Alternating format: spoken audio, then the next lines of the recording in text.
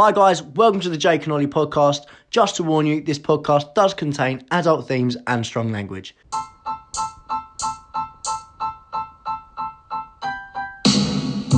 song, right, you've definitely never seen that. But I watched that in lockdown and it's got Miley Cyrus in it.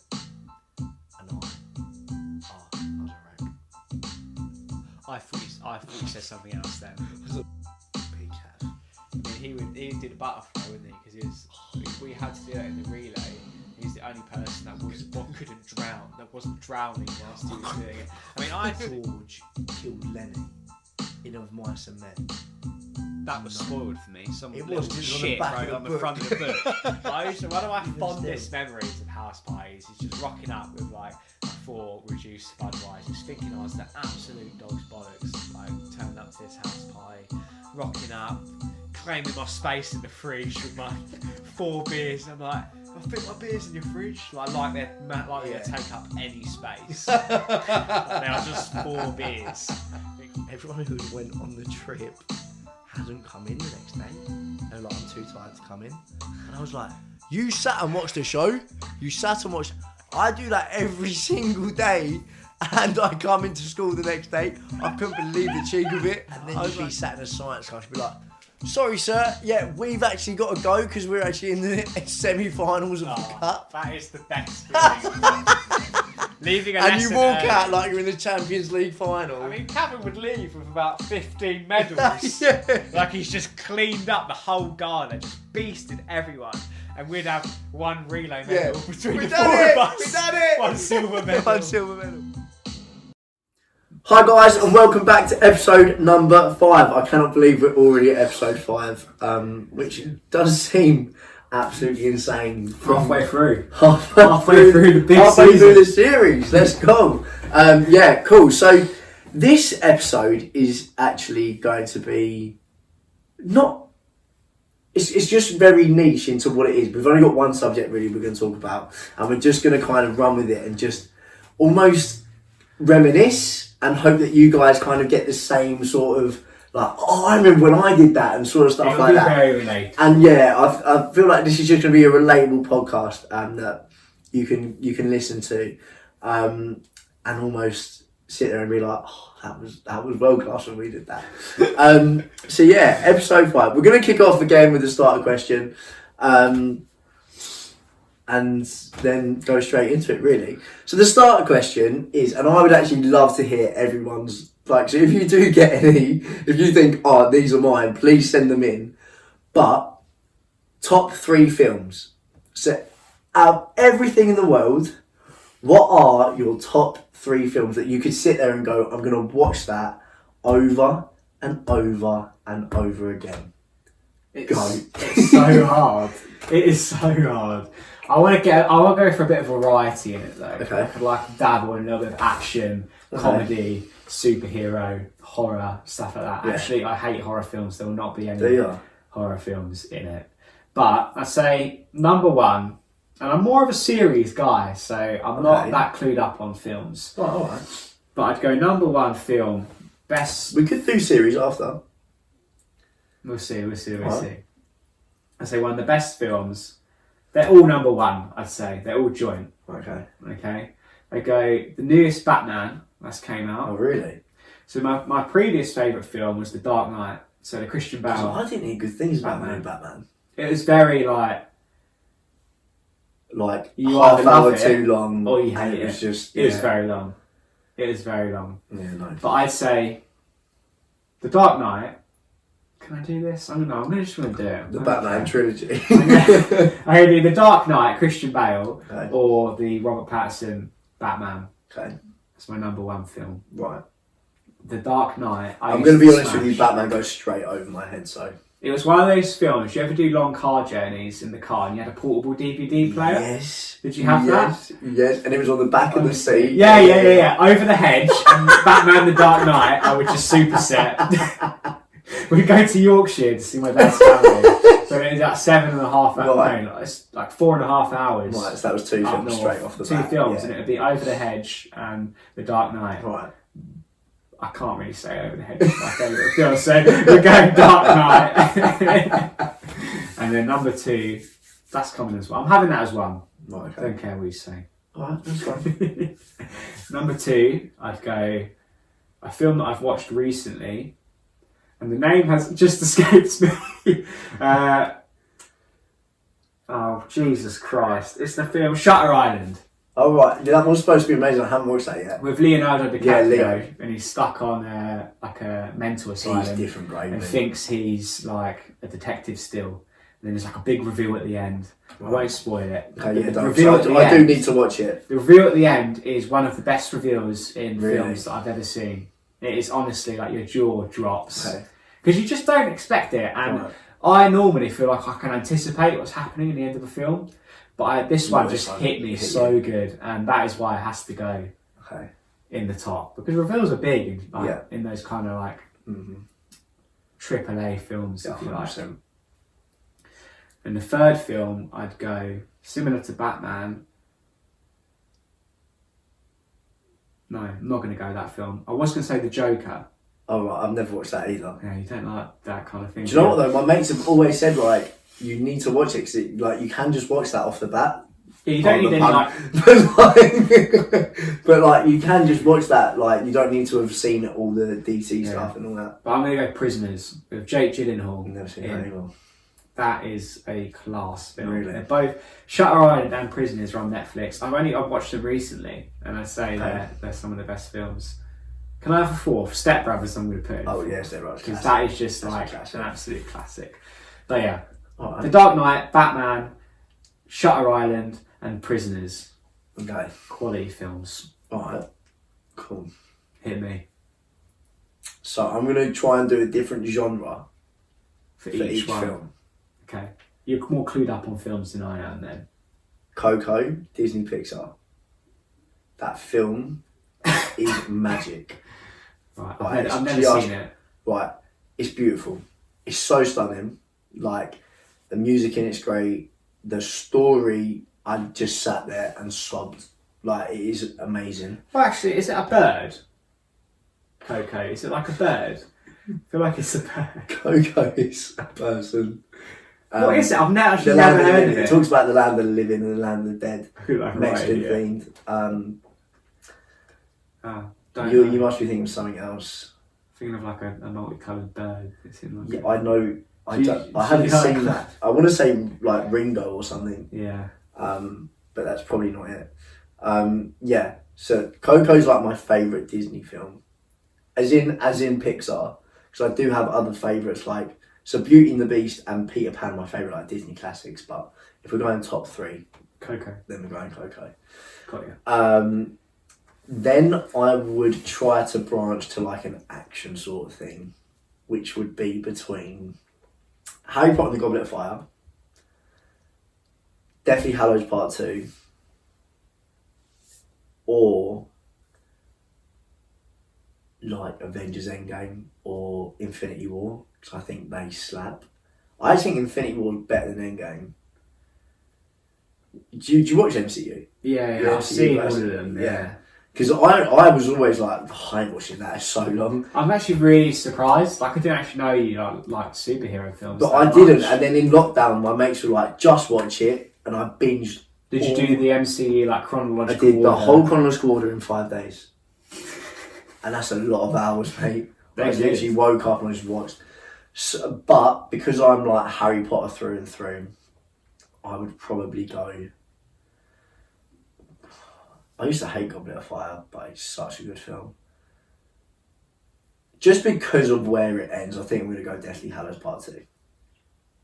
Just because that's the end of the series, like, it's great. So you've got Coco, Deathly Hallows Part 2, and if we're going, like, emotional, the last song. Right, you've definitely never seen that. But I watched that in lockdown, right, it's got Miley Cyrus in it.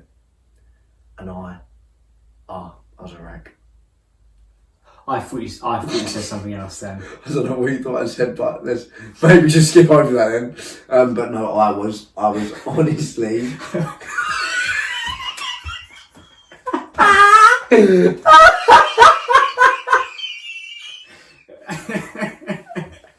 No, I was a mess best, mate. You mentioned Miley Cyrus. Yeah, right. Okay, I get it. But no, I don't think I've ever cried like that at a film in my life.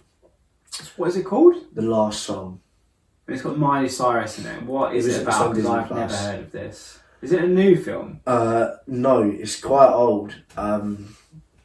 Sure, I literally watched it at the beginning of lockdown, so it's quite a while ago. But I just remember sitting in my bed, absolutely sobbing. I was like, oh my god, this is I'm beautiful. proper like that, you know. Like films and series is like I'm a real like I cry really So easily. invested in stuff like that, man. So invested.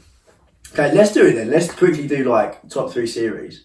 Okay. Because Sure. if you're a series guy, then let's go there. I'd say The Sopranos Never seen it. is the all-time best series that I've ever watched. Okay. In terms of not comedy series, it's about Italian gangsters. It's about the Italian mafia in Jersey. I want to say New Jersey.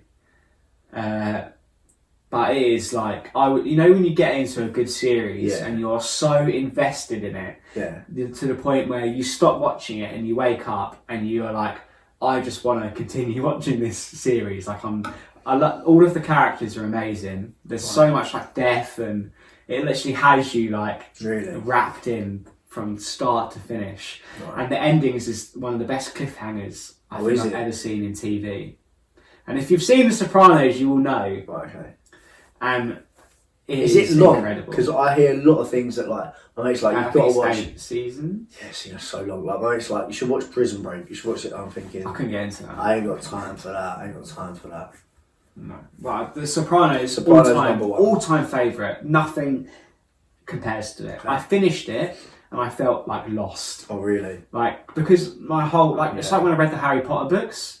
When I read the Harry Potter books, all I could think about was the next time I could start reading it again. Really? I was that invested in it. When I was watching The Sopranos, you read the books? 1. I read The Philosopher's Stone and that was it.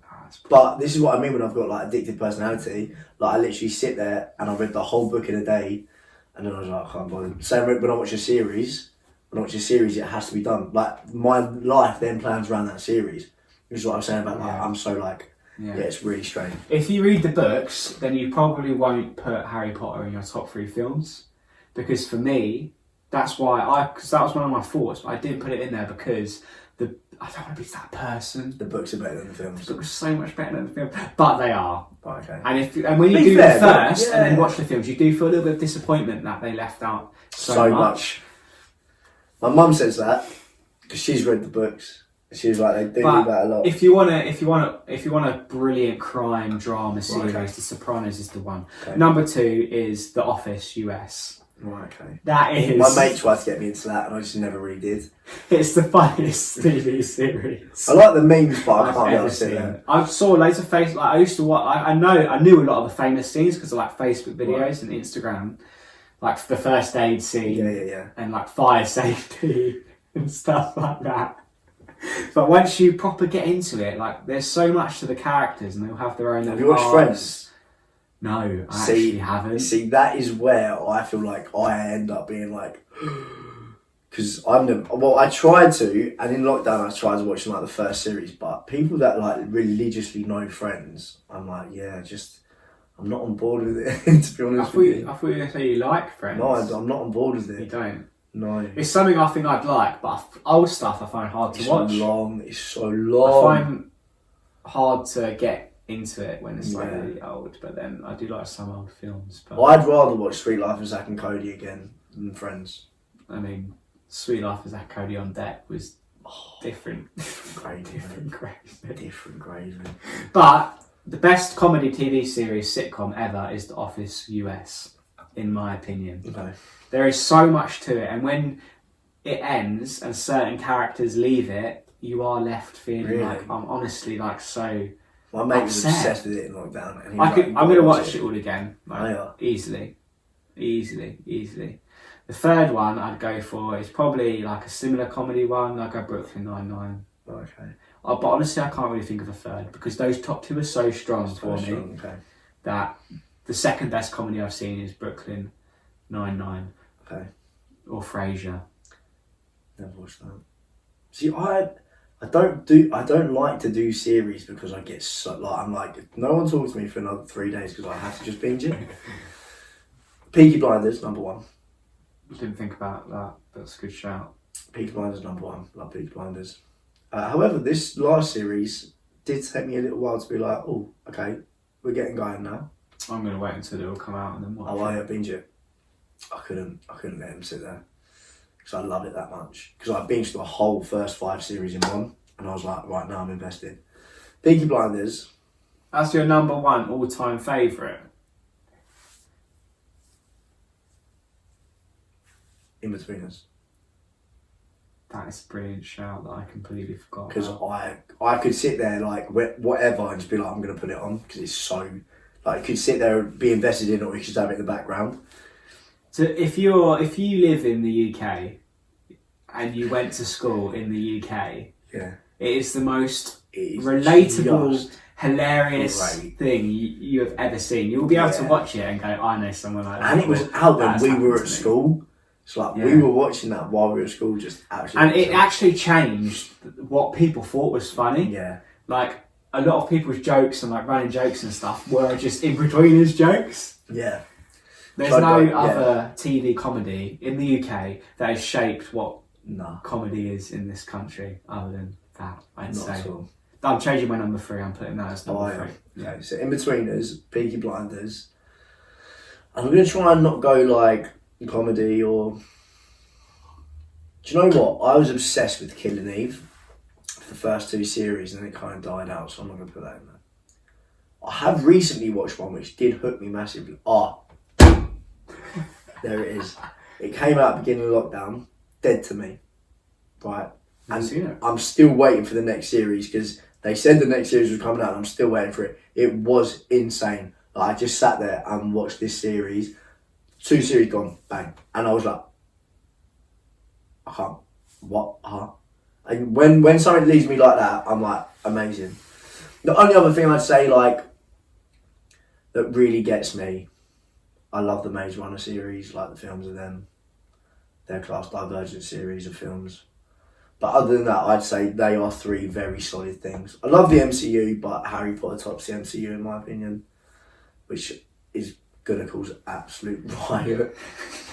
Because there's a lot of people that think absolutely not.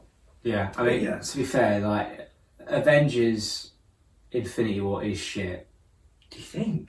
Is that the one where it ends with Spider-Man like fades away in like dust and then he finally gets the stone? Yeah, it's the blip, yeah. People are going to listen to it and go, he doesn't even have it.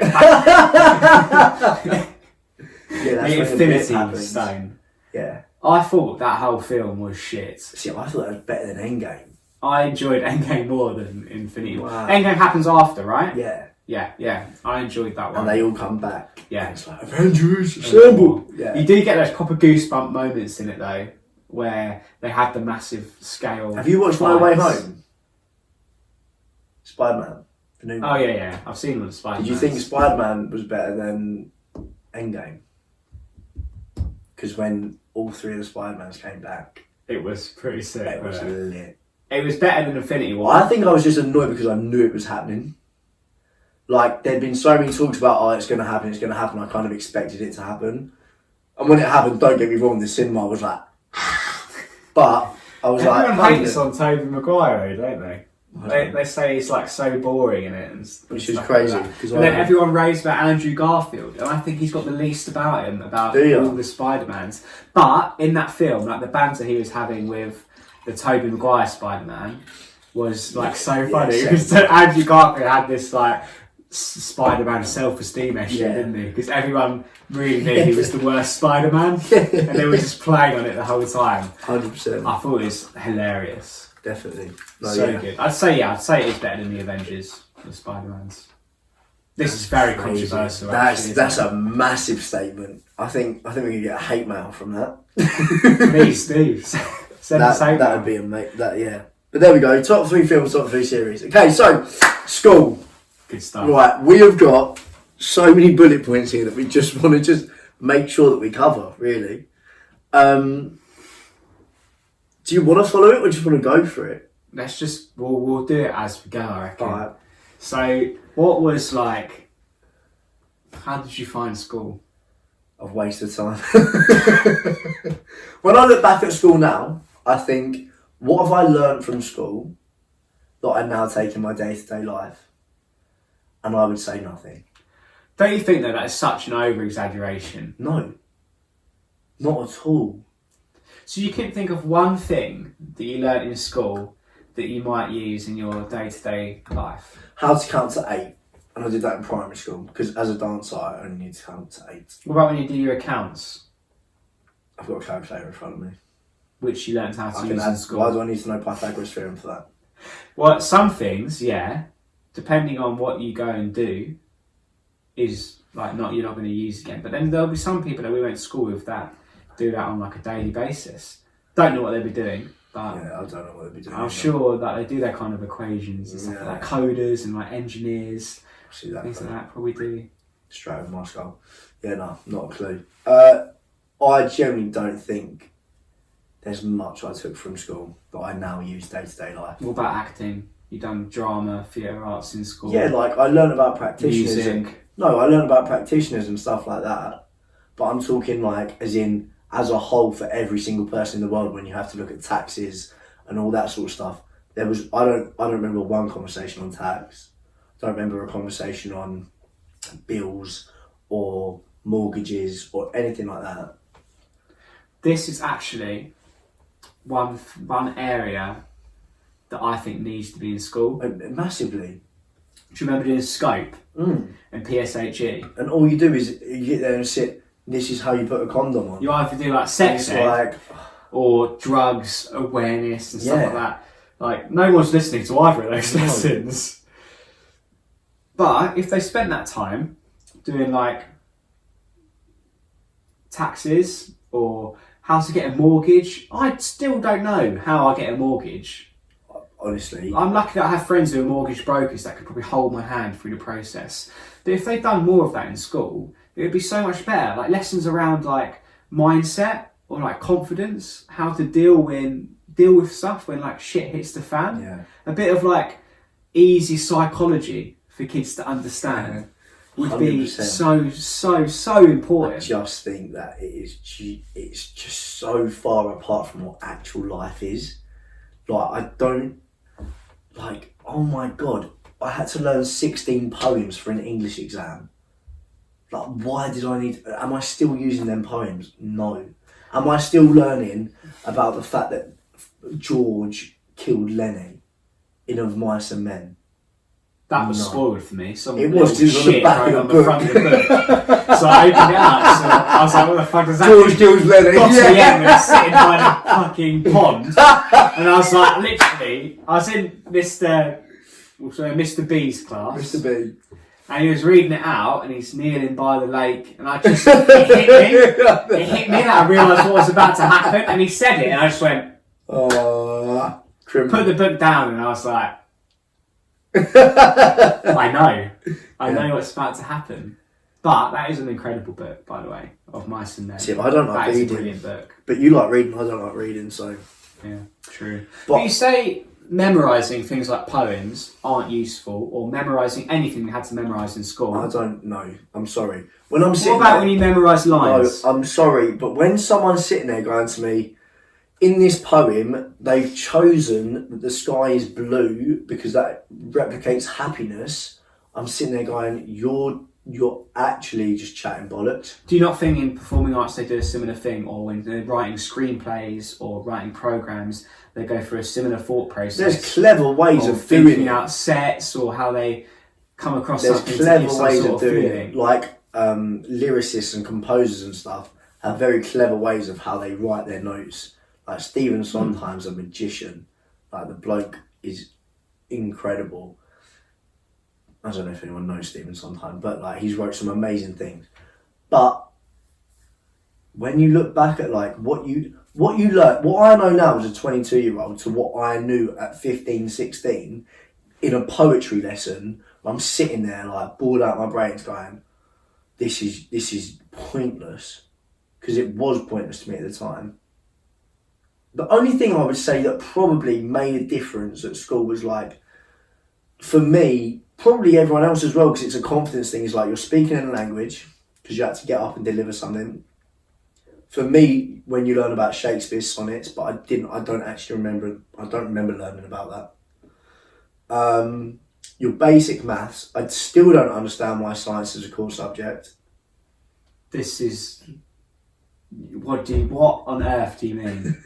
You know how much science and understanding you get of things that happen to you? But it's broad. That happens because of science and things that you learn in school. Because science is a subject that then gets brought out into 3 different things. So you've got your physics and biology and chemistry. So you're suddenly then off into another 3, which then gets narrowed down even more into different things, the same way everything else gets narrowed down into different things. And I could sound really stupid while saying this, but I'm kind of just trying to link it to other subjects, because every subject has its first thing, which then branches out and branches out and branches out.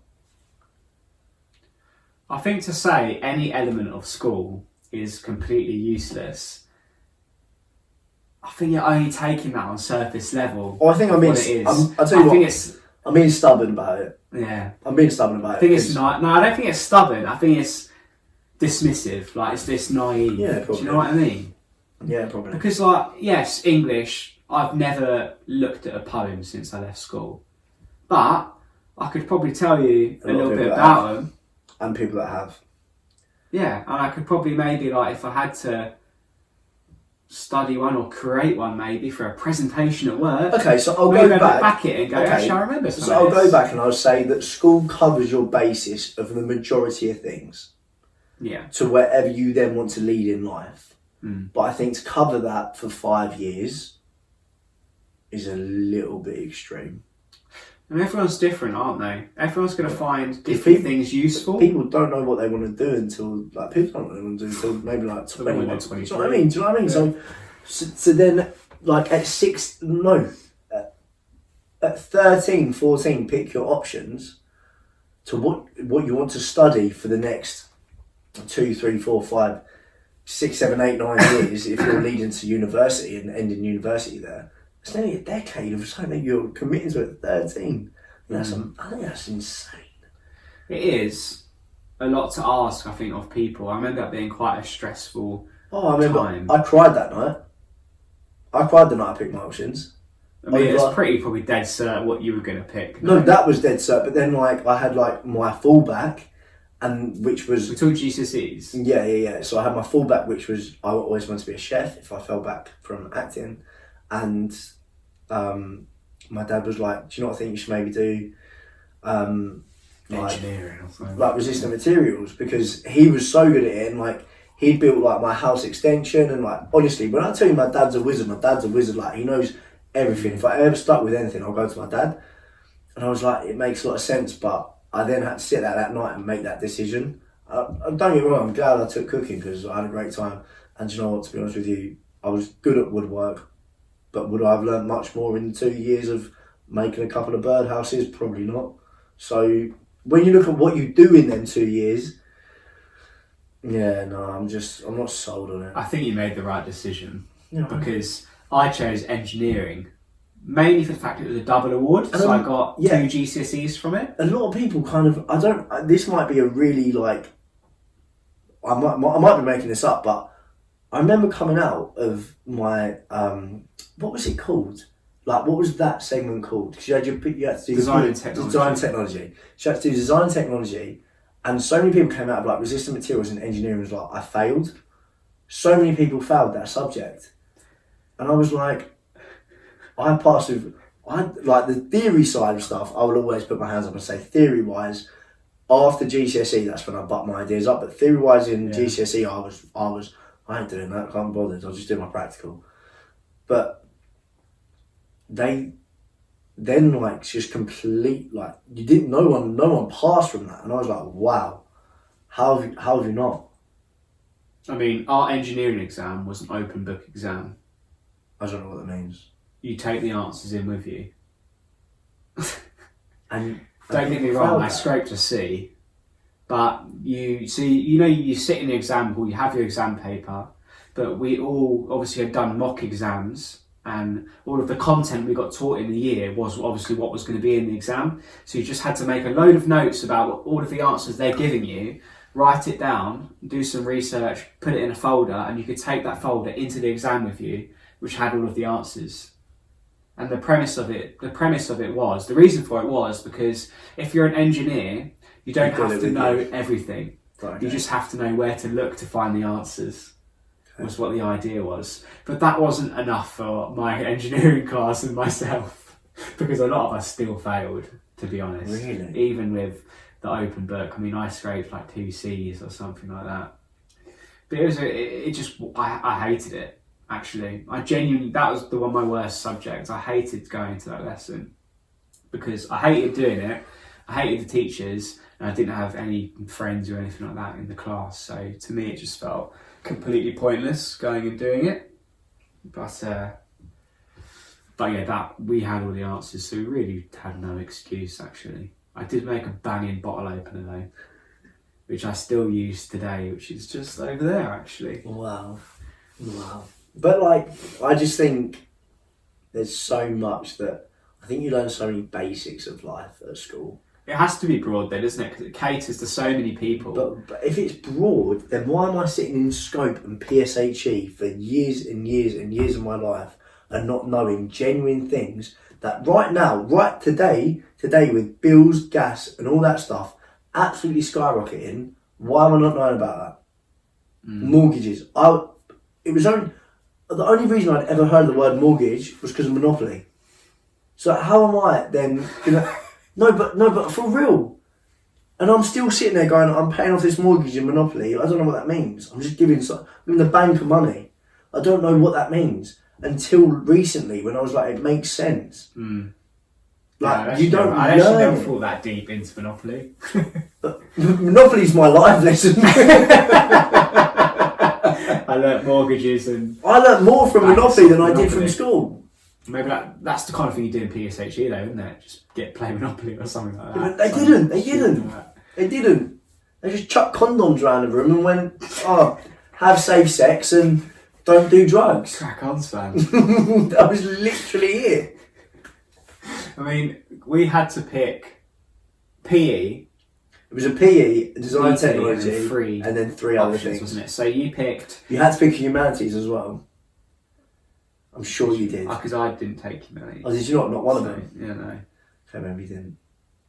Oh, no, I did. I took RE. Yeah, you must have done. Yeah. Because you had to take a DT, a PE, a humanities, and then there was 2 others. So I did, and I had a massive row with like a senior lead manager, whatever they're called, because they wouldn't let me take acting and performing arts. Because it was in the same block. Do you remember? I remember this. And that was why I had a breakdown that night as well, because I was like, wow, I don't know what I'm going to do. I mean, that is a banging timetable, isn't it?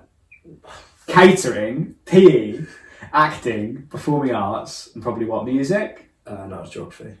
Geography? Get your colouring pens out for an hour and a half. Like, that is a banging timetable. You're playing Splat or Park Bench in drama, and then you're going colouring in. But you say that, but that's what drama was to like people who didn't want to take drama, whereas it was so much more to me. True. Like there was I had to learn the practitioners and everything like that, and I had to learn about it. So I took GCSE drama as well. No, I know you did, but then to know really what you're doing in that, when you get to A level, and I started learning about Brecht and all that sort of stuff. Yeah, you lost it. I wasn't there for the GCSE part, so I lost that 2 years. So you took PE, catering, drama, geography, business. Business. I had to take business. Would you change any of those? Were you happy with those options, like at school? Did you enjoy? I wouldn't take anything else. But I'd also... If you could not do anything. I would. I mean, PE was a pretty big part of school, wasn't it? PE were very good to me because I was like, I want to do PE as a sport, but I didn't want to do dance PE. I wanted to do PE and pick up dance as one of the sports, and they let me do that. So they were good with me because I then did. Good. I mean, You had to pick 4 sports, didn't you? Yeah. For GCSE PE. Yeah. So you done dance as one. I did 2 dances. You done 2. I did tap and I did. That's lucky. I want to say that the dance was called Swan Song. I think that might have been what it was, and I just learned that, and it was kind of like a lyrical contemporary sort of thing. The other 2 swimming was one. I wouldn't know. I genuinely wouldn't know my sports. Wouldn't know what my sports were. No. I mean, I only remember because I couldn't. Maybe it was swimming because remember I broke my. Yeah, I'm pretty sure it was swimming. Broke my finger I swimming. think that was me as well, wasn't it? Because we were training for the gala. Because we couldn't go on a Wednesday to the gala training because we were training football. So we went on a Monday to the fun swim, and we were bombing it down these lanes. And some kid jumped in, and I hit this kid and broke my finger. So I think swimming definitely was one. So I remember that, and I think football might have been the other one because I then did all the Tottenham training and stuff like that. Mm. I think that was definitely why they were my options: football, cricket, and then 2 dances. Also, weren't swimming. No. Oh, maybe I didn't do I football. think you did Maybe I didn't do football because I've done cricket over football. Yeah. So I was better at cricket than I was at football. I mean, sure. they let me do cricket umpiring as a sport. Yeah, I remember that. So that was like, if you knew the rule. I mean, I'm pretty sure Mr. M at the time didn't even know the rules. So I'm pretty sure I was lecturing him on it. He just gave me straight 25 out of 25. Yeah, maybe. But I think I've done cricket umpiring, cricket, personal survival. I didn't do that. Which were all like 25 out of 25. Like, I was talking about that the other day though, and they were saying that someone did that but got their marks dropped because of it. Yeah. I vaguely know what you're talking about. But I couldn't tell you who it was or what it is, but that has like sparked a memory in my brain. But it was well good though. That was one of my favourite things I enjoyed doing that. You used to have to look. It's quite important. It's important. I mean, if you ever go down, like I could. You get your joggers off. You tie a knot in both ends. You put a bit of water in fuck you off and save myself. I'll float away. But genuinely, like I think that's bang on. Like that's You used to have to put the brick down at the bottom. You used to have to swim down, dive down, hit pick the it brick. up, Yeah. Save someone, splash someone if they're like panicking, and then you have to like kind of grab them and swim them in, hold them up. It's actually really fun. And then softball. That's the other one that I done. Oh, softball. Softball was remember that. A pretty good sport actually. I really enjoyed it. Do you remember Mr. P? Mr. P. That's all we used to talk about in physics. Every lesson, lesson when I walked in the door, we'd be like, "Hey Ollie, hey cricket captain, want to play some softball after school?" Yeah. Like, you'd be great on the softball team. Yeah, no, like, I sir, that. No. I don't want to play softball. No, thank you. I just want I'd rather catch wickets. Do the Milky Way lesson and then leave. I'd rather you just tell me about 9 stars and then I can go home, actually. I don't actually care. Sorry, Mr. P. Okay, so on the theme of teachers, are there any teachers or any departments that you think, do you know what, they really impacted me? Yes. 100%. Hit me. There is one man, one teacher that, I was going to say something really outrageous. one person, like when you say best teachers, that comes to my mind is a guy called Dr. G, and this isn't like even saving it who he is. This is who. If you went to the school, you know who Dr. G is. Yeah. He was my A-level biology teacher, and he's honestly like one of the smartest people I've ever met. Well, as a doctor, he was studying at this, like, it wasn't a bad school, Shoeburyness High School. Big up. Big up. But it wasn't the most amazing school. Oh yeah. But it wasn't a bad school. And he'd obviously done a PhD. He was a doctor in logworms was his PhD. And he was a very like weird looking man, but he was one of the nicest and smartest people I've ever met. And he had me and my friend who I took A-level biology with would just take the piss. And looking back at it, I feel so bad. Really? But we would turn up late 10 minutes to every lesson and he just wouldn't care. The fact that he was my favourite is because he didn't like He let us just do it, which looking Yeah. back I wouldn't do that now. Right. Because I would have a bit more respect for him. Yeah. But it would just be so like kind to you. You know, with teachers, back then I think I had a little bit of a problem with authority. Right. If someone's like tells like if I feel like they're being bang out of order to me, I would just completely like switch off to them. Like I would not. That person would be so low in my view of them. Right. Just because they told me off like a little child. Yeah, like a little child. But he would never do that. Right. So I always respected him so much. I thought he was such an intelligent man, such a kind person. Right. That he was my favourite teacher ever. He's the one person. Wow. Couldn't tell you any other person than him. Really? That has impacted me. That's class. I'll always thank the performing arts teachers. Mm-hmm. Always will. And I'm still friends with them now. Like, and I just think we had such a good relationship through that, like getting me into college and stuff, and the support and stuff was so bang on. And yeah, now we're like actually friends, which is really lovely. But I think that's kind of a given because I spent the majority of my life in that department. Other than that,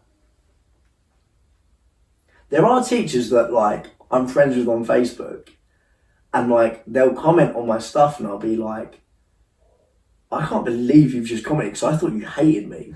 Do you know what I mean? Like, and there was a few teachers who I had love-hate relationships with, and I think that was probably because I was probably a bit of a class clown, and I just enjoyed like getting into. If I didn't really, for example, like if it wasn't performing arts or acting, my head was probably not there 110%. Yeah.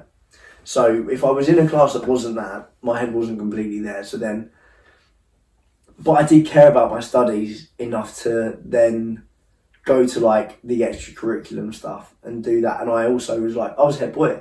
So yeah. Shit, So you were head boy. I was head boy. So like, but I was head boy at Shrewsbury and I was head boy at Conti. Like, were ya? Yeah, I was head boy at Conti. So like, I don't think I actually knew that. Yeah. That's big. Massive. That's massive. Which is really exciting to be like, I'm quite proud of that. Like, and I feel like I learned the most from going to GCSE to A level because I was so like against written work. I was like, I ain't doing written work, like, can't be bothered. And then suddenly my grades dropped because of it. And I was like, right, okay, I'm never letting that happen again. And then I went into A levels, and then all the teachers kind of, well, I think anyway, started to see that I cared about where I wanted to be and what I was doing at school. And granted, I was like still like having a laugh with the teachers, messing around. Like I remember GCSE maths, Mr. N. We're gonna go N. Do you know what I'm talking about? Of course, yeah. The one and only. Like he was such a guy. Like I loved him. We'd walk in, we'd all banter him about the football. We'd have a great time. But then we'd sit there and go, right, it's time to work. And if you'd have said to me, probably in like year 8 or 9, you're going to love maths in year 11, because I hated maths in year 10, hated it. Went into year 11 with a new teacher and I was like, brilliant, here we go. Like, we're off. How did you do well in maths? Huh? What grade did you get in GCSE? 1 mark off an A star. Exactly. Do you feel like it makes a difference? Teachers make a massive difference. That teacher that builds like that good relationship with you, but also gets you to kind of like, you know, like switch on here. Like I'm not pissing you around. Which is why I feel like, because I now teach, like I teach kids dance, which is why like when I work at places that I don't feel like are giving me a good rapport with the kids, I'm like, this is actually really unfortunate because I want to give these kids everything. I want to teach them what I can, and I'm not getting that at the moment. So then when I go to somewhere else and I come out of a class, I think that was such a sick class because you get adrenaline from it. You get so buzzing from it, because you've put your passion and like acknowledgement into someone else who's then going to take that. But I sit here now and I would like from college. There were 2 teachers from college who I would sit here and go, you honestly changed me as a performer. Mm-hmm. And if they do listen to this, they'll know exactly who they are. Mm-hmm.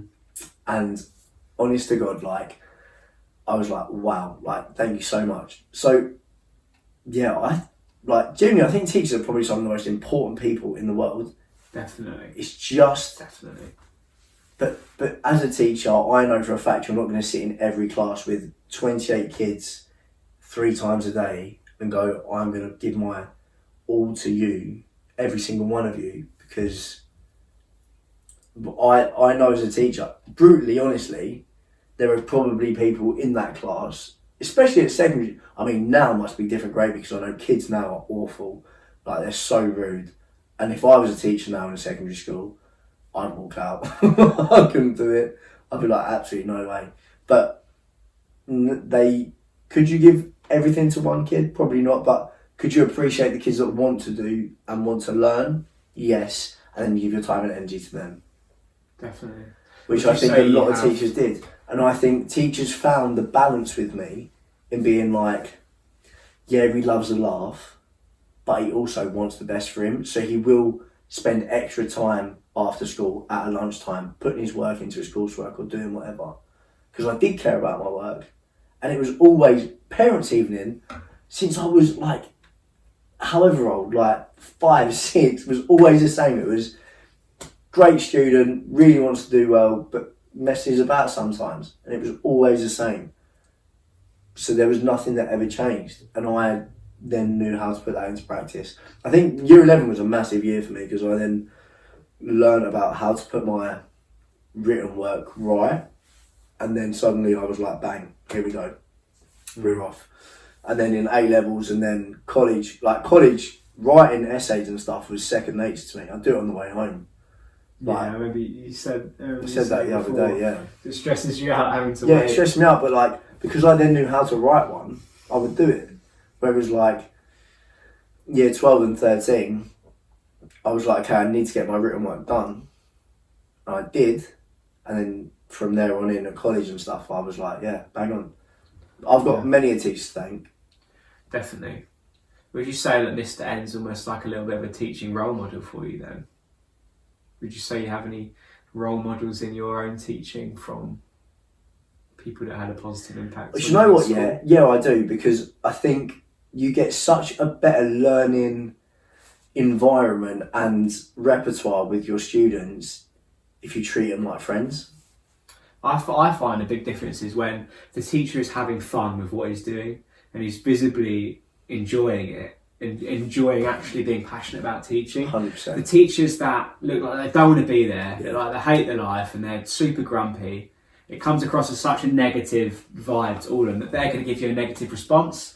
But those teachers who have that laugh and that joke with you and they know you on like a little bit of a personal level, they take that time and energy with you, that energy is reciprocated from the kids back to that teacher. Like, I could honestly say I teach a class right now who I've had to work on building a rapport with. And like, I look now at like the rapport I have with them and think, I really enjoy teaching this class actually. Whereas if you'd asked me 3 months ago if I enjoyed teaching that class, I'd have said no. But now you're building, aren't you? You do, and you have to work and like build the rapport. Like, it is hard when you get to different ages. Like, building a rapport with like 5-year-old kids, for me anyway, who like they kind of are just, they enjoy dancing, but to like consistently come back and want to better themselves, that's not really where their headspace is at. Do you know what I mean? So they just come for a dance. Yeah. Oh, that's almost like a holiday club kind of almost, yeah. Sometimes, you know. Whereas then when you get to the older ones, it's completely different. They're choosing to be there because maybe they've chosen they want to better themselves. They want to better themselves, or they just love it as a hobby and they want to improve their hobby. Same with like, I've got a hobby in golf, which is great, isn't it? And stuff like that. So I want to better myself in that. It's when you see that in someone as well, that someone actually has that passion. It fires you up. Yeah, it does. It does. It fires you up. When you see someone come in, they're like, right, let's go. I've got an hour here. Let me change it. And I'm like, all right, cool. Yeah, sweet. Do you know what I mean? As opposed to that kid that comes in the classes and like, I can't bother to be here. There's a school I teach at, and every single one of us teachers who teach. So we teach all 3 disciplines. So you've got like dance, singing and acting. And each person teaches all different disciplines. And we come out of that every week and we go, I love my job. Because we do, because these kids are so bang on it, and they're like, let's go. I want to do this. I want to better myself within the next hour, 2 hours, 3 hours of that space. Whereas sometimes you go to a place and you teach, and it's just like, I'm just here because I'm teaching. Have you ever thought of making teaching as like a full-time profession one day? No. Couldn't do it, mate. Even though my heart lies with performing. I could not ever give up performing to teach. But not maybe if one day your opinions changed and you've had enough. If I gave up on performing, I'd want to choreograph. You still want to stay within that kind of performing. I'd want to be a choreographer, realm, yeah. Isn't it? Yeah. It's not teaching, that sort of thing. Yeah. I'd want to, and if I was to teach, it would be like at a professional studio where the people that came wanted to better themselves. Because it comes from a place you want only dedicated people. And I'd like to think at that point in my life, I would be successful enough for people to want to be taught by me. Yeah, definitely. People want to pay for your time and your expertise, which is actually really, it's rewarding, to be proud of, isn't it? It's really 100%. Inspiring. But definitely, let's go back to school. Let's wire it back. Yeah, sorry, we kind of got a little bit of a tangent there, but it's all right. So let's go to actually starting school. Because for me, I have a very vivid first day memory of starting secondary school. My secondary school starting was different to anyone else's. I remember I had we were in the this new same coat. form. We were in this new form. This happened before. This it's such a strong memory in my mind. And I remember being at the gates, and then I remember being in the end. It was like S4 or B4 or something like that. We were in the end of the Singleton Centre, and that was our form room in that science room. Yeah. And me, G4. you, yeah, G4, and we sat on that little corner bit. I remember that. I remember rocking up to school with my new jacket I got from Sports Direct. It was like a no fear jacket. I had a no fear bag, and I was like, this is amazing. And everyone used to wear luminous gloves. Oh, I didn't. If we're not, trust me, it was a thing. All right, it wasn't just me. But I had these like bright green gloves and this new jacket, and I was like, wow, this is so cool. And I had like this crap drawstring bag, but I was like, don't care. This is great. I'm so excited. Yeah. And everyone had a locker in year 7. I actually got given a locker in year 7 because I think it was just a thing that they'd done. Okay. But I didn't have to apply or anything. I think I did, but they were like, here's your locker. So I went over to my locker on the first day, and it was on that little corridor that branches off from the Singleton down towards art. Yeah. And there's this old, really old... The old ones. Old lockers, not the Singleton lockers. Yeah. But these old lockers, the ones that had dents in them. Yeah. I wanted to chuck my bag and my coat and stuff in there before I went to form. And I just remember turning the corner and seeing these 2 massive year 11 kids leaning up against the locker. And I just like you get a lump in your throat. I was just started automatically bricking it.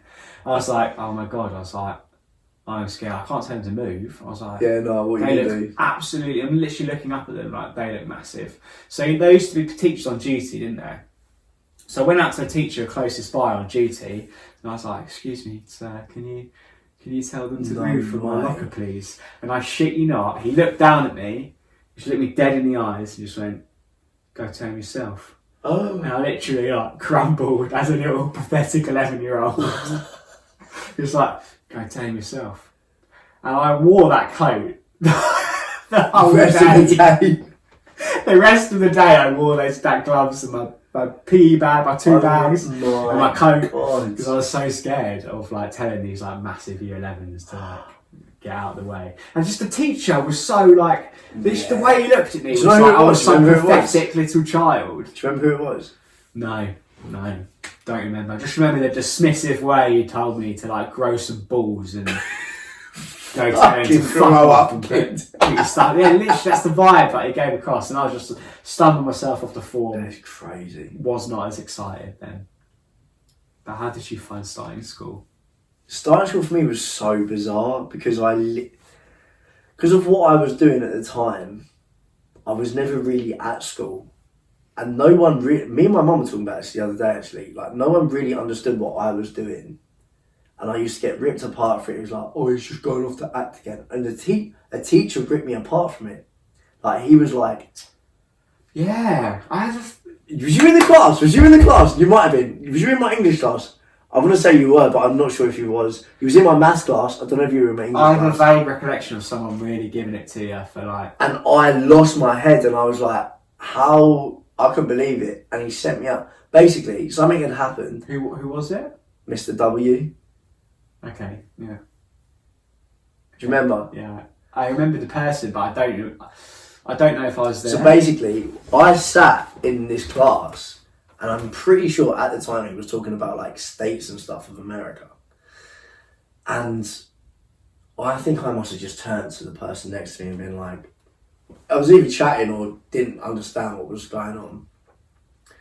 And he was like, why don't you just go do some of your acting in the corner? And I was like, what the moralising prick. Like, fuck. Like, I got so angry. And I was like, how dare you? Like, no matter, like, obviously I didn't turn around and say that to him, but I was like, now I look back on it, if I was there at this age and someone had said that to me, oh my God, I'd have lost my head. Like, how dare you say that to someone? So then, I think he sent me out, and I just left, and I was like, wow, and we never got on. And that was really bad. Really, really bad. I just thought, how dare you? No, it was at the start of school. That kind of eased off though, as it kind of went. But that was like, so year 7 and 8 for me are kind of like 1 year because I missed so much time. Did Matilda take that long? Yeah, because I started Matilda.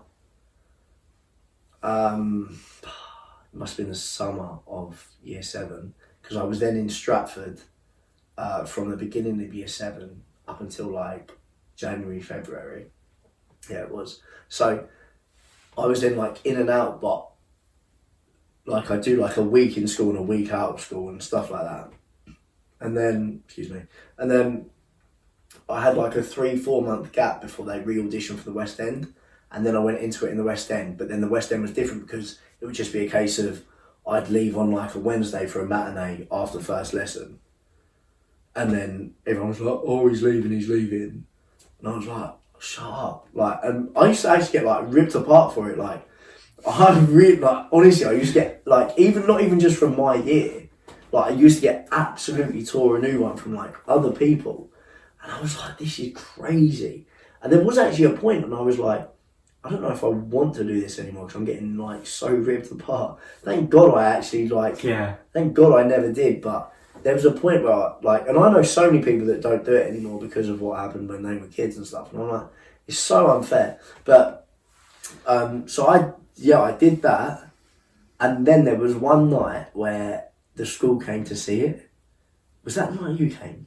Yeah, it was a drama. It was a massive trip. Like a drama. It was like drama class. It wasn't. Sure. No, it weren't. It was literally like whoever wanted to. But there was a lot of drama students. No, yeah, you had to apply to go to it. But it worked out kind of that way. So I remember going with my friend Matt. Yeah. So that night, I will always say was one of the most amazing nights of my life, but also one of the weirdest nights of my life. So everyone came, and I remember you kind of got there the same sort of time that me and Mum got there. So I had to be there for 6 for a 7:30 show, but you'd got there for 6 just to like wander about, get some food or whatever. And Mum was like, they're here, so just go in and whatever. And then I remember when I grow up, I did like this big swing. Do you remember the swings? That's the only part I do remember. Yeah, so I did the swings, and all of a sudden everyone went, like, and just screamed the whole way through every time I came forward. And at the time, one of the other girls, her school was in, so we were like having a competition of like who's the better school. And I'll always remember I walked out stage door, and Mum was like, I think they've just gone up to the coach. So we walked up away from my car, well, not my car, Mum's car. Walked up, and I'm pretty sure it's one of my closest friends now. It's like, Jake! And suddenly everyone turned around and just bombarded me. I was like, oh my God. So then the next day, because that was on a Thursday night, and the Friday, the Friday, I remember having geography first thing, and I walked into geography, and bear in mind, like, that night home there was mad roadworks. I don't know if you remember it. There was mad roadworks, and it took us, like, we didn't get home till well late. And then I walked into geography, and the teacher was doing the race stuff. And I was like, there's so many people missing. And everyone who went on the trip hasn't come in the next day. They were like, I'm too tired to come in. And I was like, you sat and watched the show? You sat and watched... I do that every single day, and I come into school the next day. I couldn't believe the cheek of it. I was like, that is criminal. I could not believe it. I was like, no way. That is a sick joke. But that was one of the most rewarding nights for me, because then everyone kind of understood what I was doing. They kind of then were like, oh, he's actually going to do something, not just, oh, he's going... I don't know what they must have thought, because I've never understood what that thought process was, but that night suddenly really changed my life at school. Started to have a bit of understanding of what you were actually going to do, not just going off and doing some just acting, going to do some acting. Which doesn't help when the teacher tells you to go off and do some acting in the corner, which just reinforces everyone berating you about still it. boils my blood, and if I was to ever see that man again, tell him to fuck off.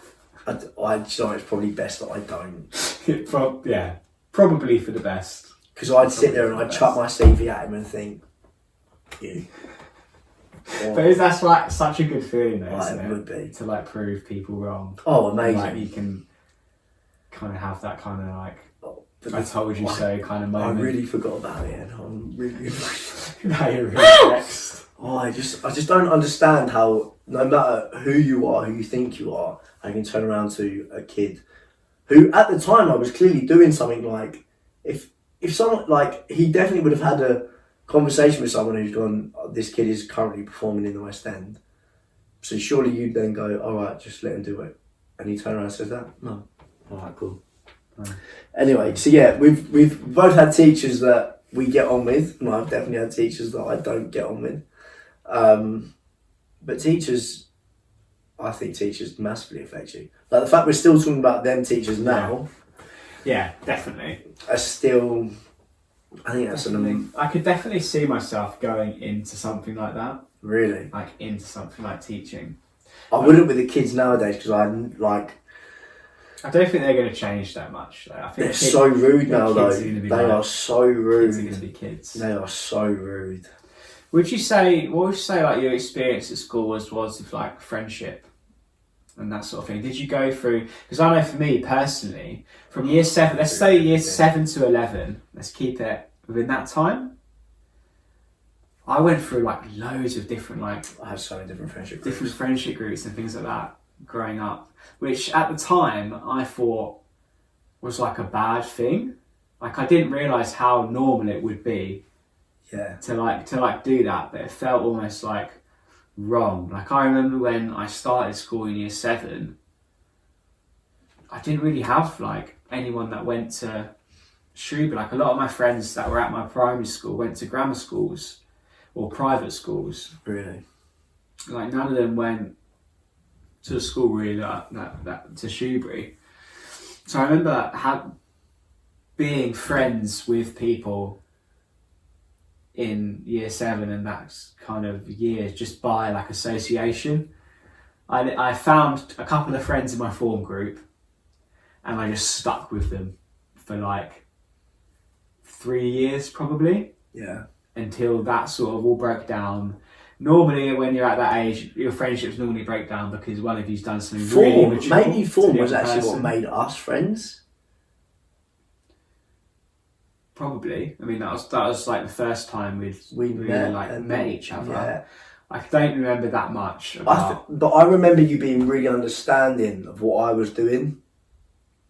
Yeah. Because I'm sure there was a conversation that because I was going to be off so much and I thought I'd get so much abuse that Elliot and Dylan would stay with me.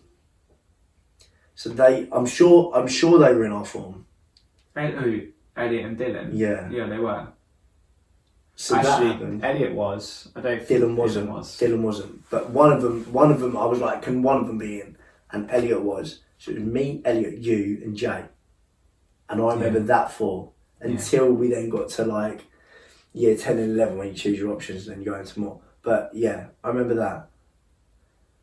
I'd say school gets better as you go on. No, it does. And you then start whittling down your friends. You start to... The thing is, the moment school got better for me is when I started playing sports. We'll get into that in a minute, because I could talk about that for... Is when I started to branch out. Like, this is what I mean. Like, when I was in year 7, I would have these friends that I just sat next to, and then that's like, okay, look, that's it, we're friends now. And I've never really like branched out. And then you'd be sat in a science class, you'd be like, sorry sir, yeah, we've actually got to go because we're actually in the semi-finals of the cup. That is the best feeling in the world, isn't it? Leaving a and you walk out like you're in the Champions League final, fucking swinging the shoulders. Yeah, that's it. Or you already have like your kit on. Yeah, you got it underneath. It's like a big reveal. Sorry sir. That was the best. Like away days. Away days at school playing sports. Oh. Absolutely incredible. I mean, some of those cricket away matches with Mr. M was absolutely hilarious. Do you remember when S got a nosebleed? He got a nosebleed. S got a nosebleed. And he literally was on the way back. No, on the way to the game. We stopped off and was like, I'll be in his house. I was like, have you got a toilet roll?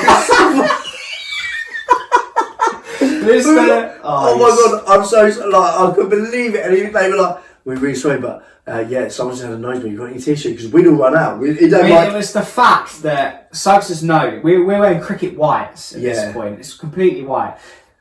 Suggs's nose is just, his nose is just going to, he's started pouring all over. And we don't have any spare tops. No. And just the way I've gone, sir, Suggs's nose is bleeding in the back. And he's picked up a red PE sock, a dirty PE sock, a stinking PE sock from the back, and just lobbed it in the back and just gone, use that. And he's sitting there with this pogging sock on his nose, trying to stop his nose. Yeah, no, that was great. He's pulled over to that. And that was the day that B hit the that was the semi-final day. And was that an away game? It was. So I thought that was at home. No, it weren't. That was away. We were breaking all sorts of regulations. And then on the way home we were like, let's stop off at McDonald's and celebrate. We were like, McFlurry's on there. McFlurry's on there. So, I mean, for context, we had a player in our school cricket team that was not the tallest of the lads. slugger bat. But in cricket, you can get a catching bat. And we're just going to give up that we cheated. Yeah, fuck it. We didn't win the competition anyway. But that was just actually a very memorable moment of sport for me. Then if you get like catching bats in cricket, that they're adapted for catching, so they have a load of wood in them. So when you hit the ball with it goes absolutely miles. And we'd send him out with that, and he would just cream it. And he hit all over the field. He hit 36 in 18. Yeah, it was something like that. It's at least 2 runs a ball. Yeah, for sure. And I just remember we'd all given up and we were sat there like... He used to go out in PE shorts, didn't they? To try and... I want to lure them into thinking that I'm really rubbish, going out in PE shorts. And then just smash it around the field. And then I remember when he hit that 4 and we'd won and everyone just ran onto the pitch. Pandemonium. Absolute pandemonium. For me... And then in the final I hit my first ever 6. Yeah. I was like... We were actually really good. I was like... We did only get smacked though in that game. We did get smacked. There was a lot of good personal highlights. I think Jim hit a 6 in that game as well with my bat. And then when he got out, he smashed it on the floor. No way. Yeah, I remember being like, what the hell are you doing? He got out and he was like, oh, I'm so angry. You know what he's like. And he used to take that smash. He used to take that big bat with the wide grip, and he used to take that out and slog that. And he'd probably get like 12 runs, but they were 2 6s, and then he'd be like, no, I've called it a day, because he was just swinging at every ball. That was the best sports team. From year 7 to 11, that was the most successful sports team. Best captain, Context not Shock me. horror. Shock horror you said that. The most For those fun. of you that didn't get that joke, Ollie was the cricket captain. It was the most fun we had because we were winning and the teacher was great, We the were coach winning, was great. Coach was great. And we were dedicated to it. Like, we actually wanted to be there. Yeah, we did. We turned up to training after school, which is Yeah. a first for any sport. The only other one was when the football team got that Tottenham training. We were like, yeah, let's do that because that's cool. And then we did a match at Spurs, and I remember being not at like White Hart Lane.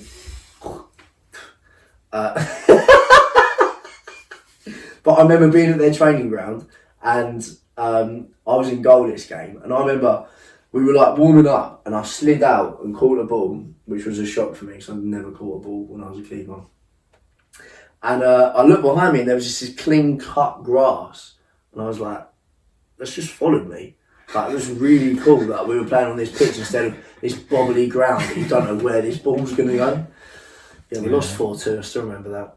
I never went to that. I was never big on the football, really. I did enjoy football. I flirted a little bit with it, but to be fair, as I got more confident, like as a kid, as I started the cricket stuff. Cricket was we were having so much fun with that. Cricket was the one. I got more confident and started branching out into football. Cricket Because I actually played football in like year 7 or 8, but I just got like fucking berated for being rubbish. Like, I got a lot of stick. I used to get and I could ripped just apart. not I deal was with it so as like a bad at football. 12-year-old. But then when I was older, so- no one was really giving me any stick at that point. Yeah, no. But I was still rubbish. But it was kind of like... It was cricket that really made my sporting activities. It was the best extracurricular sport by far. Other than, I think coming a close second for me would be like the swimming stuff. Nowhere near. It wouldn't even touch for me. No, as in like not a close second. You're right. It's nowhere near. But I didn't really do football because I've never liked football. I will never forget. Sorry to interrupt. I'll never forget the swimming gala, and we were like 6th, and I was the last leg because someone had to dive in, and I had to be the last leg because I wasn't allowed to dive in from the shallow end. You know what I'm talking about? Yeah. Yeah. Anyway, suddenly my front crawl got on absolute burners, and I was like, bum, bum, bum, bum, bum, bum, bum, bum. And suddenly, next thing I looked up and we came second, and I was like, It's a proper like Olympic. I was like, I was going nuts, smashing the water. I was like, yes! I couldn't believe it. That was a proper good moment. It's so good. I mean, we only had one swimmer, really, didn't we? Big Cavan. Big Cav. I mean, he did a butterfly, wasn't he? Because we had to do it in the relay. He's the only person that couldn't drown, that wasn't drowning whilst he was doing it. I mean, I had to do, because obviously everyone does the front crawl, right? Yeah. And that was the only one I was actually only good at. I was rapid. You had to do the breaststroke in the relay. Yeah, I did. Dan had to do the front crawl. And I had to do backstroke. And I was constantly veering off course. Smacking Trying to follow the lights. Honestly, I hated it. I absolutely hated it because I was so bad at it. I knew that I wasn't going to win it. Because if you turn up to a swimming gala, we just turned up for like the fun of it, to get out of school, and we enjoyed doing it. But swimming is very niche. Yeah, it is. If you're turning up to swimming, then you're a swimmer. You're a swimmer. And if you're a swimmer, then you absolutely blow out the water any like casual. Which is why I think swimmers. we were so gassed when we won that at the end. I was so buzzing with myself. I was like, come on. I mean, Cavan would leave with about 15 medals. Like, he's just cleaned up the whole gala, just beasted everyone, and we'd have one relay medal between We the done four it! of us. We done it! One silver medal. One silver medal. I Yeah. think I had got a bronze actually once. I used to have, but I think I got another one from Scouts. I think I got gold from Scouts once. So we've got so many bullet points here that we kind of just want to cover. So would you, if you had the chance, go back to school? yes. 100%. It's like a first instinct. Yes, I would love to go back to school. It was such a simpler time, wasn't it? When I think of it though, like, you finish at 3 o'clock. You start 8:30. You finish at half 3. Finish at It's not even a 3. full day. It's not. I would love to go back. I wouldn't want to do it all again. Like, I wouldn't want to do another 5 years of school. Like, if you said you can go back to year 7, but you have to, do year 7 to 11 and sixth form, whatever, I'd be like, no, I wouldn't do that. But like for a day, Oh, I'd do it for I'd do it for a week. I'd love to just teleport back to like being in sixth form and just experience it for a day, just dossing around with your mates and like free periods and it was just having a great time with doing your that mates. sort of thing. Like I'd love that. I don't think I've ever met anyone that have gone, I wouldn't go back for a day. Yeah. I think everyone's kind of just gone, oh, it was just such an easy life. It was, because you're just turning up with your mates. Realistically, they've asked you to do a little bit of work. It's not the hardest thing in the world, is it? They've asked you to just apply yourself a bit, is what they're asking of you. Do a bit of extra work, if you want to. You don't have to. If you don't want to revise, you don't have to revise. You don't have to do that. Do you know what I mean? Yeah. Well, it depends what your goals are. Yeah. But if you want, you can just turn up and have fun. 100%. Take triple sport and just Just push it so fucking great straight time. out. To be honest, if I went back to school, I'd do it two ways. I'd go back and just do only sport, and just have as much fun, just have loads of fun. Right. And I'd do like triple sport for my A levels, Right. that kind of thing, and then do whatever for GCSEs because realistically it doesn't really matter that much. Just as long as you get the grades in whatever you do, you get on to whatever you want to do. Or I'd go back and I'd like smash languages, that sort of thing. Would ya? One of my biggest regrets of school Was not doing a language? was not doing a language. No way. Don't get me wrong, year 7 till 9 I hated French. But now I look back on it, and when I've dabbled in learning other languages, I'm like, God, I really wish I could speak another language. And they started to introduce Spanish. They did, they introduced Spanish. I need to play one of those. We'll just take... no, we'll bleep this out. 3, 2, 1.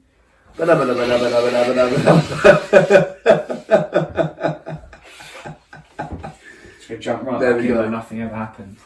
And then we're straight back in.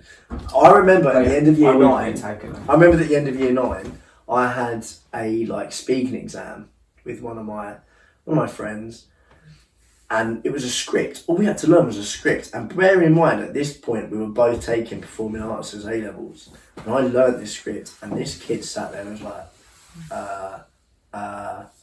he didn't know a word of French, and the teacher just laughed at him. And I remember this so clearly. Me and this teacher just laughed at this kid. You don't know what you're doing. And essentially all you've had to do is learn a few words. Speaking at year 9 was probably 20 seconds of dialogue. And I can give that to you now. Do you know what I mean? So yeah. But no, I maybe would have taken a language if it wasn't French, because they then brought Spanish in the year we went into options, but from year 7. And if I'd have learned Spanish from year 7, I may have taken it. I'm slightly gutted that they started doing Spanish at our school when we left, because if they'd done Spanish and French like they do now, because you have to do Spanish and French now, I'm pretty sure. Yeah, you have to take one, I think. Which is so good. Yeah. That is so good. And I wish I'd done Spanish from year 7. I'd definitely take Spanish. It's 18. more worldwide spoken. Yeah, 100%. The French is also just a bit rubbish. It's really Je hard dois as well. It's so hard. Yeah, it is. Whereas Spanish is so you can guess a little bit of the words. Yeah. Spanish and Italian, whereas French, it's playing the same game. Yeah. And it's just hard. But I wish I'd done that from year 7 till year 13. I wish I'd done Spanish. Really? And I wish I'd done it at university as well as an adjunct Really? to my degree. I mean, if I was to go back and do school, I would focus on languages. Really? I actually would. One thing. Would ya? Yeah, one thing. I genuinely actually would. One thing that I want to do in my lifetime is become fluent in another language. Yeah, but you can't just niche that to school. As in, I'd do business and economics or something like that. I'd just go out. My intention would be to earn a ridiculous amount of money and be fluent in multiple languages. Right. If I was to completely redo my brain. So you wouldn't, if you was to go back to school, you wouldn't take biology or anything like that? No. Wow. I wouldn't. Because I've already done it. Maybe but as in take that away from you. Take from your current situation, you want to leave physio and go into the army. Take that away and go, I want to be a physio because that's what you wanted to be at the time. What are your new options? If you could take a language. What, like A-levels? Well, if I'm saying I wanted to be a physio, then I'd have to do a specific set of A-levels. But then if I was to redo school, I'd redo my career, I'd redo my we're subjects. talking the whole thing. That's what, yeah, because I can't go back and redo school and do the same job I'm doing. Because I can't read back and do business, economics and Spanish and go, I want to be a physio, because they'll turn around and go, well, you know nothing about biology. Right, okay. Do you know what I mean? So it doesn't really work, because I'm very specific in my career. So that doesn't apply I hear that. to me, because then it wouldn't really make any sense. Which is so different to me. But because I could not do anything but my industry. yeah. There is nothing that gives me a buzz and a happiness more than my industry. I would be interested in physio still again, but I'd like to pursue another language heavier than I did, because I literally gave it up at 14. So if you was to pursue another language, would you be interested in moving to another country? Yeah. Right. I would love to do that. And I probably will, and I will do that one day. Really? Live in it, or spend an extended period of time in a different country. What country? A Spanish-speaking country. Spanish-speaking. I'd love to go back to Poland. It's one of my favourite countries ever. That would be brilliant, and to live there. But there's not really anything I do there. Right. There's nothing anything I'm interested right now in doing there. Mm-hmm. So I was just gonna do sort of whatever. But I'm not really a do whatever kind of job person. But it would be a Spanish-speaking country for sure. Yeah. I'd love to. And that's why I'm kind of like, I wish I was better prepared for doing that. That's my number one regret in school, is not doing languages, for sure. I don't have many regrets. I'd probably say... That's good. That is good. You don't have any regrets. I don't think I actually... But then it's not to say I can't just start learning it now. Yeah, no, you could. You know, I can do that. You can get them apps that are like, I'll learn this in like X amount of months. Yes, but I'd like to have done it from a young age and actually been properly tutored, properly taught of an actual teacher instead of me teaching myself. Because that I think makes a big difference. Yeah, it does massively. Being taught is so different. Would you redo anything? No. You do exactly the same. I generally could not do anything other than what I do. And lockdown taught me that massively. I could not do anything but my industry. Whether that be the creative side of my industry, or the performing side of my industry, or behind the scenes side of my industry, I could not do anything else. I could not. I find that crazy. Like I think that's actually a really interesting contrast, because a lot of people will. Then you go back and change it. A lot of people will be like, I can't. A lot of people will be like, don't know what I want to do. Like I want to do loads of things, which is like me. Like I just want to do loads of different stuff. Or some people will be like... But I think my life's... I don't know about set up, but as in like, I wasn't supposed to take business, and I ended up taking it at GCSE and A level. And I'd hope I become successful enough in my industry to then set up my own school. This was your plan in school? No. This wasn't my plan in school, but this is what I now think. So that, me, is like a sign that that's why I wasn't allowed to take acting, because I needed the business to know. Like my end of like A-level thing where you had to set up your own business was a performing arts school. So I've already got everything there to know how to do that. That's an interesting point, actually. Do you think school tries to narrow you down too early? Yeah, at the age of 16, absolutely. I think they should be more open in school to normalising that you don't always know what you're going to do. It's normalising that it's normal for career changes. Because they push it and they're like, you need to know what you're going to do. But who knows what you're going to do? Whereas I generally think I'm probably one of the only people that have known what they've wanted to do the whole time. When I look at people, what they put on Facebook, Twitter, whatever they're doing, they've not done what they've said they were doing when I was still performing at year 8, 9, 10. Yeah, which is okay. But that's so okay. A lot of... It's kind of drilled into you. Schools shouldn't push that. Schools should not push that at all. Which is why I think having lessons, like life lessons, if you like, as a subject in like PSHE and that stuff, to normalise how to, like, working through like your life and your career choices, and knowing that it's okay, because there's so many children, and not children, teenagers that leave school at like 18, 19 and still don't know what they want to do with their life. Yeah. And that causes them a lot of stress, and a lot of pressure is put onto them by because their you get parents forced into school. You get forced into like UCAS and stuff like that, and it's like you have to apply for this, you have to do this. Yeah. And it's like, well, what if I don't know? And I know people that took a year out after like sixth form, and then they knew what they wanted to pursue.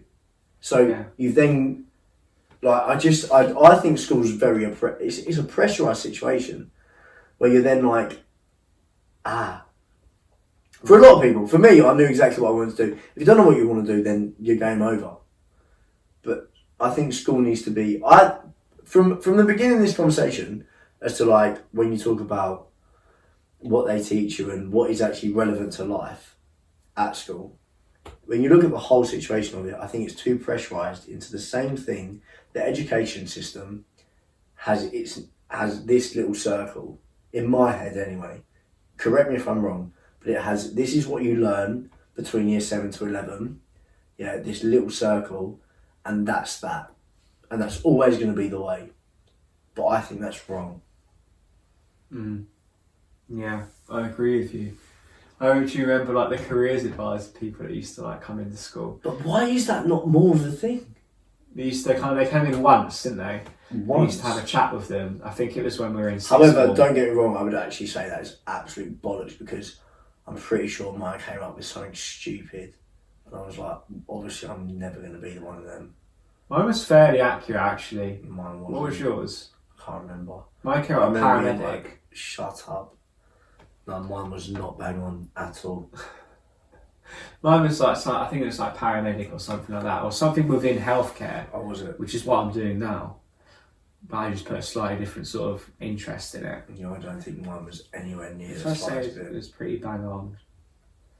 But yeah, school needs to open up its horizons for sure. Cool. So you wouldn't change your options, and I would. We I spoke would about. change my options. You would now. Yeah, if I was to go back in school, I would do like business and languages. You would now. I don't think I would. Extracurricular, we've kind of spoken about that, like with cricket and stuff. I haven't spoken about like the performing arts side of it, and that was just amazing. Like, I had the time of my life. My school day then ended up being like 8:30 till 5 because we'd have rehearsals from 3 till 5. I had the time of my life, and we just rehearsed, whether it was show term or whatever, and we'd like dance troupe or whatever, we'd then rehearse for 2 hours, which was class. House parties. This is a big thing in This school. was massive when at school. Massive. Because this is kind of when like everyone started to branch. I think this is when people started to branch out from being a kid to actually learning about like social things. Because what social things did we have other than I'm going to go on the Xbox tonight? But then W2 when you get in. Not really. I mean, it started for us like house parties around like 14 years old. I think so. Around year 9. I remember year 9 was Year the nine- first house Year 9, party 10. Year 9, 10. I ever went to. And it was the same person that used to have house parties on the regular all the time in North Shoebury. Okay. We used to go there pretty much all the time. Halloween parties every year. Like, Yes. she was the girl that had all the she had parties. house parties. It was in our like very close circle of friends. Yeah, at that she was. time. Yeah, absolutely.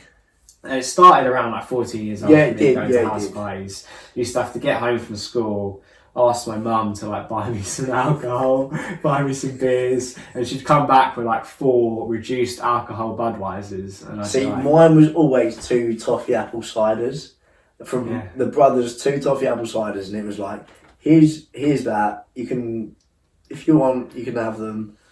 And I was like, all right, thanks. I used to have to go and get my mate's brothers to go round to the shop, buy us vodka, so then we can. I don't think I did that early on, but I did like when I was like, I don't know. it was the green days where I then hit like. Do you know what I mean? It wasn't that early. For reference, like the green days are buying a load of alcohol from the corner shop, underage, and sitting in a park and getting hammered. That's essentially the green days.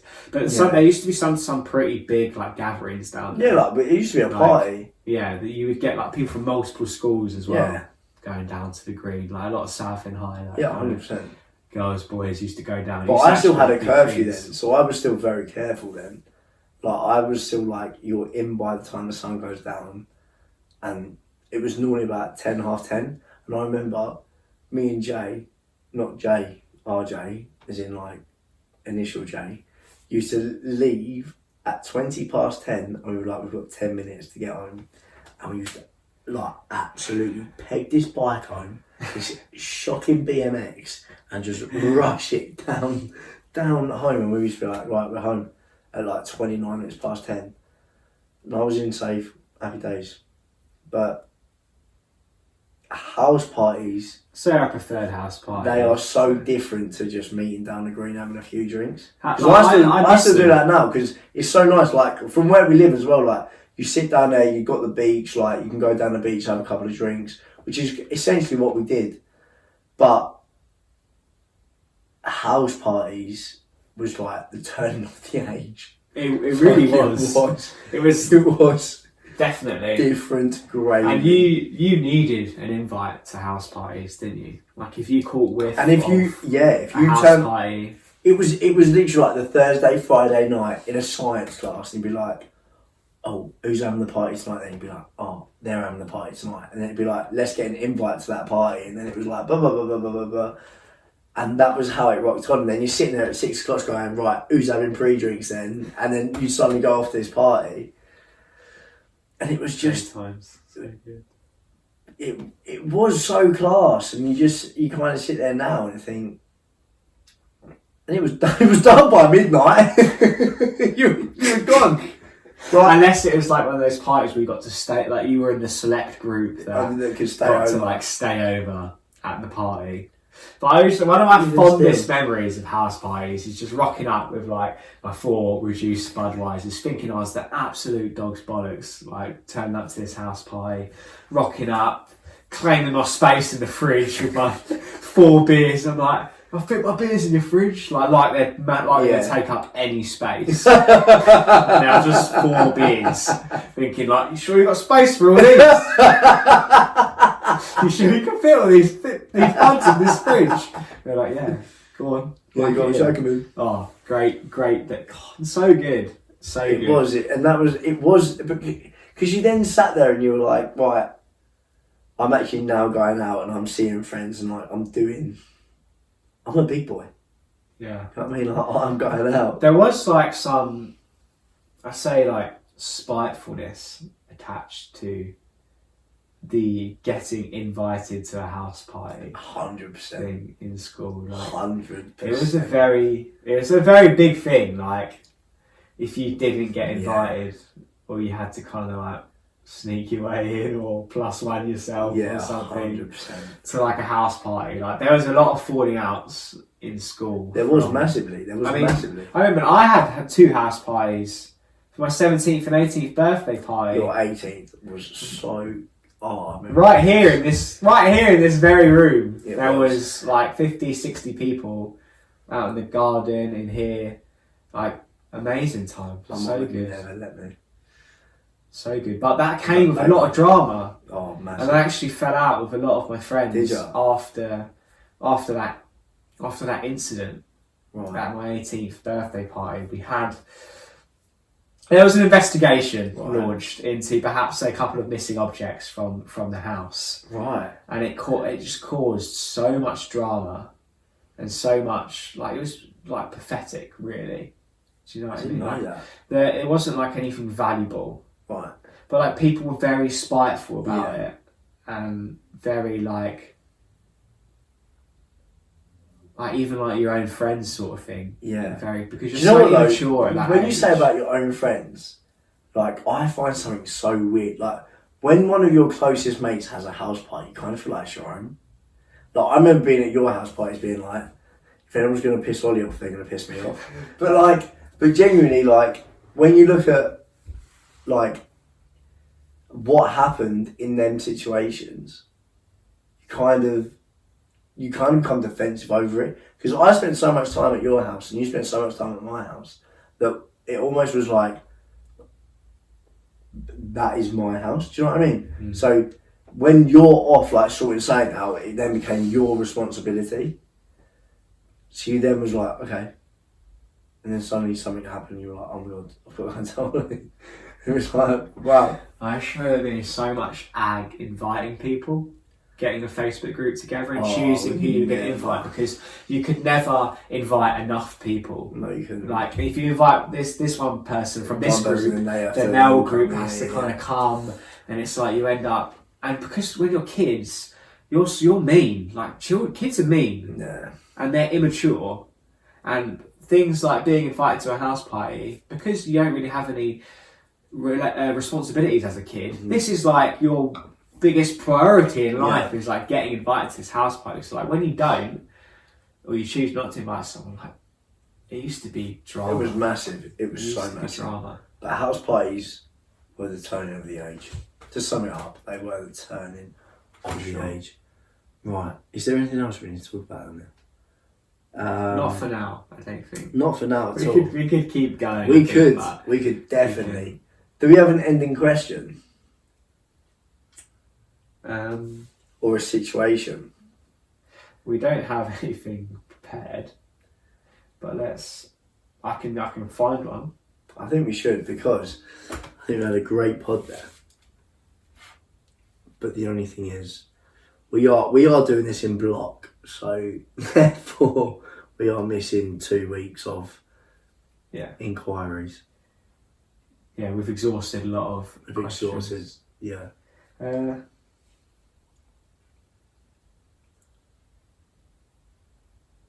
think we should. Oh, I found one. Then.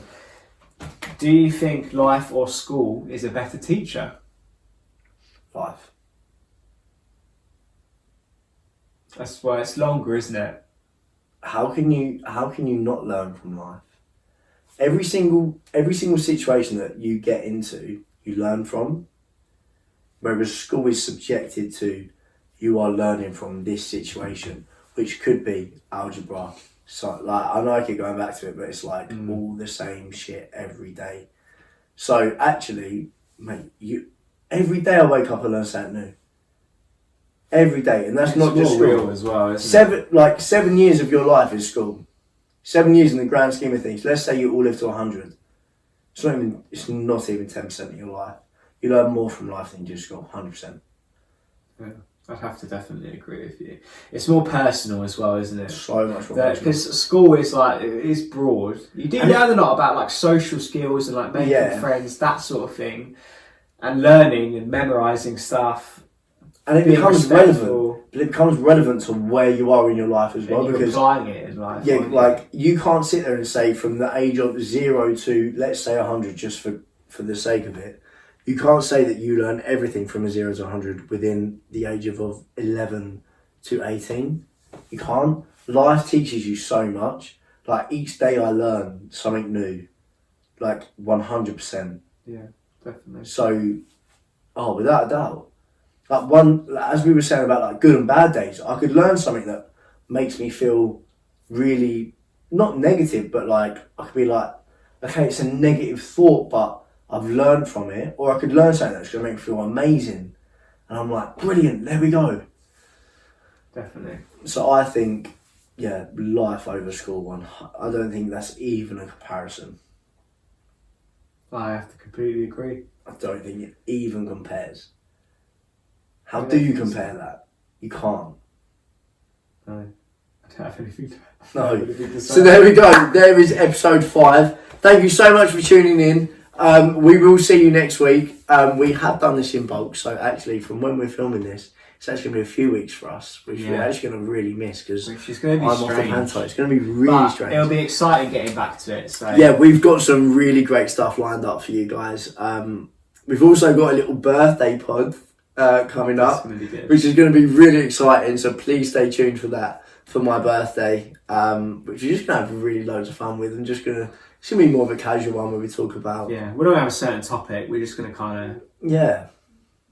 We might have a topic. We'll work it out along the way. We will work it out. A bit more interactive. We might use the. And we'll have a great time, which hopefully you guys will get involved with. But yeah, amazing. Thank you so much for tuning into episode 5. We'd love to see you again. And if you are still here at episode 5, thank you so much for still sticking in. And we will see you next week. Lots of love, Jake and Ollie. You.